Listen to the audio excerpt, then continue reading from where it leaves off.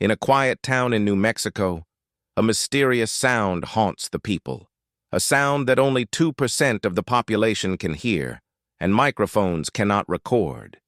This is the Taos hum, a low, deep vibration heard by thousands, but detected by none.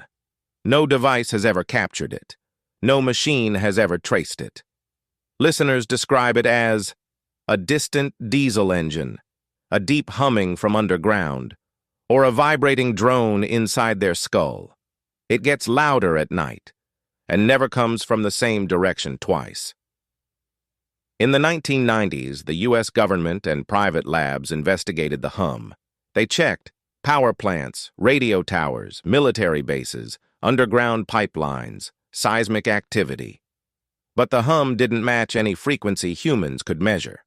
Scientists suggested strange possibilities: geoacoustic waves rising from deep underground, low-frequency atmospheric vibrations, microscopic ear disorders, or even sound wavelengths the brain creates internally. But none of them explain why only some people hear it, or why devices stay silent.